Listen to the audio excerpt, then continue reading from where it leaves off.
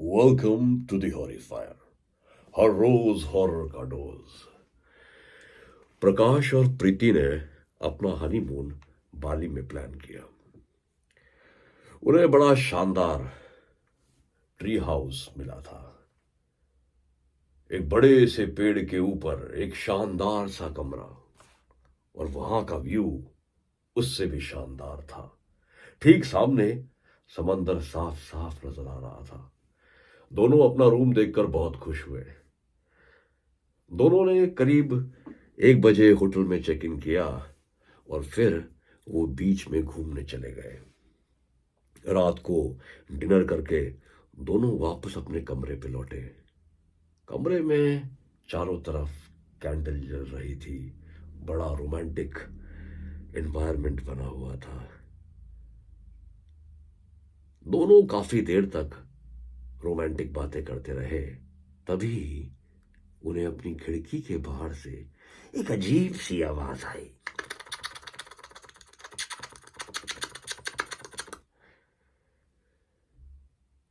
प्रकाश ने हिम्मत करके खिड़की खोली और देखा उनके पेड़ पर बड़े बड़े काले चमगादड़ लटके हुए हैं। उनके पेड़ को चारों तरफ से चमगादड़ों ने घेरा हुआ है। प्रीति बहुत डर गई। उसने झट से होटल के सर्विस नंबर पे फोन लगाया, मगर फोन लगा ही नहीं। प्रीति ने प्रकाश को बोला कि उसको इस रूम में नहीं रहना, उसे किसी और रूम में शिफ्ट होना है। उसे डर लग रहा था। प्रकाश और प्रीति जैसे ही रूम से बाहर आए, उन्हें समंदर पर कुछ दिखाई दिया। समंदर के पास 3-4 नाव खड़ी थी और उसमें कई लोगों की लाशें पड़ी हुई थी। कुछ लोग उठकर घसीट कर चलने की कोशिश कर रहे थे, तो कुछ लहरों के साथ बह रहे थे। प्रीति बहुत डर गई और दोनों ने नीचे उतरने का फैसला किया। जैसे ही वो नीचे उतरने लगे, उन्होंने देखा ठीक उनके पेड़ के नीचे एक औरत अपने 2 बच्चों के साथ बैठी रो रही है।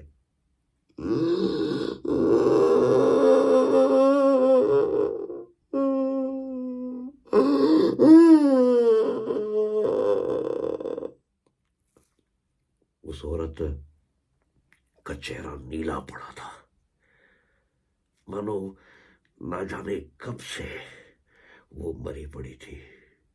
उन दोनों बच्चों की भी लाशें उसके हाथ में बड़ी खौफनाक लग रही थी।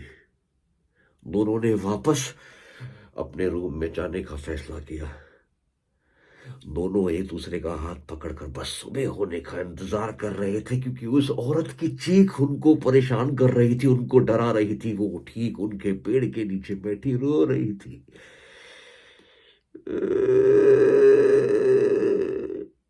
फिर हल्के हल्के आवाज बढ़नी शुरू हुई, मानो वो औरत अपने बच्चों को उठाकर उनके तरफ बढ़ रही थी। दरवाजे पे उनके खटखटाहट होने लगी। जो खिड़की खोली थी प्रकाश ने देखने को बाहर, वहां से 2 बच्चे उनको झांकने लगे। दोनों नीले पड़े हुए थे। दोनों ने अपनी आंख बंद कर दी और उस रात उनके कमरे में कभी कुछ आवाज आती, कभी कुछ गिरने की आवाज आती। ना लाइट रही, ना कैंडल रहा। बस वो दोनों अपना एक दूसरे का हाथ पकड़कर बैठे रहे। कुछ ही देर में सुबह हो गई और दोनों हिम्मत कर कर पेड़ से नीचे उतरे और सीधे होटल के रिसेप्शन गए। वहां उन्होंने वो सब बताया जो उनके साथ कल रात को हुआ। दोनों बहुत डरे हुए थे। होटल वाले ने कहा उनके किसी भी गेस्ट के साथ ऐसा कभी कुछ नहीं हुआ जो उनके साथ पिछली रात को हुआ था। ना तो कभी उस पेड़ पे उन्होंने काले चमगादड़ों को लटकते हुए देखा, और ना ही कभी समंदर के किनारे नाव में पड़ी लाशें देखी, और ना ही कोई औरत कभी उनके होटल में आकर बच्चों को लेके रोई है।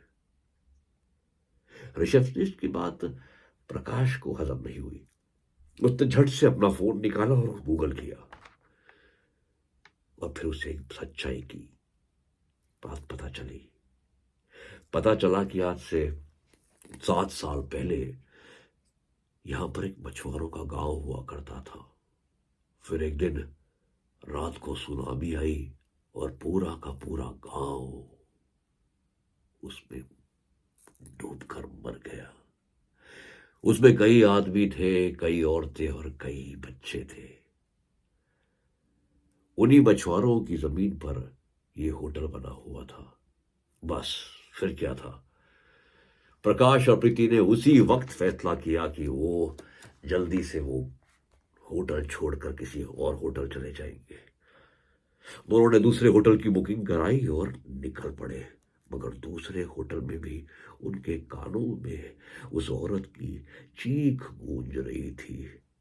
अब ना उन्हें कोई सी बीच वाला रूम चाहिए था, ना कोई ट्री टॉप वाला। बस उन्हें अब घर जाना था। अगले दिन ही उन्होंने इंडिया की फ्लाइट कराई और वापस लौट गए, क्योंकि उन्हें क्या पता था कि उनका हनीमून इतना ज्यादा मेमोरेबल होने वाला है। अगर आपको वीडियो जरा सा भी पसंद आया हो तो प्लीज लाइक और सब्सक्राइब और कमेंट जरूर कीजिएगा, हौसला बढ़ता है। Thank you.